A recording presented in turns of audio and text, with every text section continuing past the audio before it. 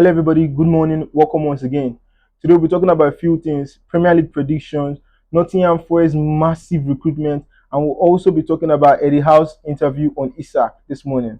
Now, first things first, please don't forget to give God thanks because it's an opportunity to be alive today, a privilege to be here talking about football, to have our opinions on things we like and things we don't like, to banter at clubs and praise the ones that we feel like are doing very well, support our various teams. So it's an opportunity to be here, and it's only God that's keeping us alive, to have a family, a business, and whatever we do to make us happy.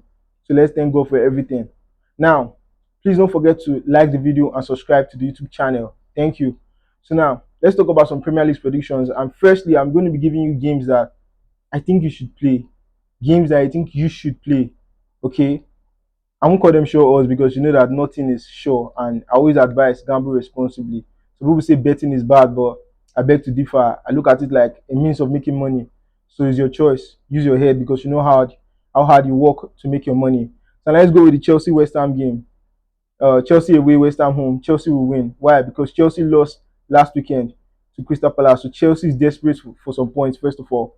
Two, Chelsea is better than West Ham. West Ham is rubbish. I also saw that West Ham is selling Alvarez. West Ham don't have squad. They don't have squad, so and they're still selling players. I don't think they can make it. They might even be in the relegation battle this season. So please, Chelsea straight win. West Ham got battered by Sunderland last weekend. Chelsea needs the 3 points. Second game you should play is Arsenal Leeds. Arsenal straight win. Simple as that. I think with that, you will have two odds already. Don't be greedy. Just take that game. The other game you should play, I think you should play, is Napoli Sassuolo. Napoli will beat them. You can play them 2 up, straight win. Then Barcelona Levante. Barcelona straight win. But if you want to play over 1.5 for Barcelona to score 2 goals, it's good. But I advise you to play straight win in case of a 1-0 victory. The Real Madrid versus Real Oviedo. Real Madrid straight win. So I've told you to play Chelsea straight win, Arsenal straight win, Napoli straight win, Real Madrid straight win, and Barcelona straight win. If you want to take some risk, you can play separate ticket, please. You can play Bournemouth to win or draw Wolves. You can play Manchester City to win or draw Tottenham. And you can play Nottingham Forest to win or draw Crystal Palace. You can play Manchester United to win or draw Fulham. Separate ticket. Separate ticket. Okay, now that's it on the bet. Now let's talk about a few things. Let's talk about Nottingham Forest and their massive recruitment. Now we know how they stopped Morgan Gibbs White from going to Tottenham Hotspur. And you know how Arsenal, even if it's not really relevant to Nottingham Forest recruitment, Arsenal also stopped Easy from going to Tottenham Hotspur. So sorry to Tottenham, they have lost 2-0, two number 10s they lost.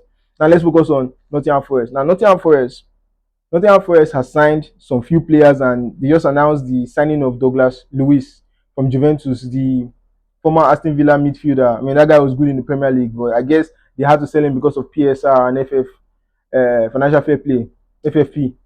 So he's back in the Premier League, and I think it's about 25 million pounds signing, conditional loan with obligation, conditional obligation, a loan with conditional obligation. So depends on the conditions, they could sign him permanently, but he's back in the Premier League and he's going to be playing for Nottingham Forest.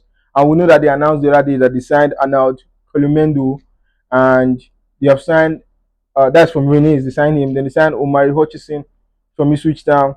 They signed James McCarthy from Manchester City. They signed Dan Ndoye from Bologna. And they signed Morgan Gibbs White here because they kept their players. So Nottingham Forest massive. So if you want to play Nottingham Forest Crystal Palace game, guy, I back you.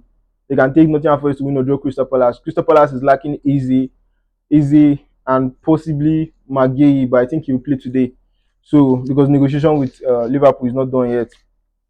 So that's it on Nottingham Forest. I advise you that you should bet responsibly again. Nottingham Forest is good this season. They're going to be good, probably better than Manchester United this season.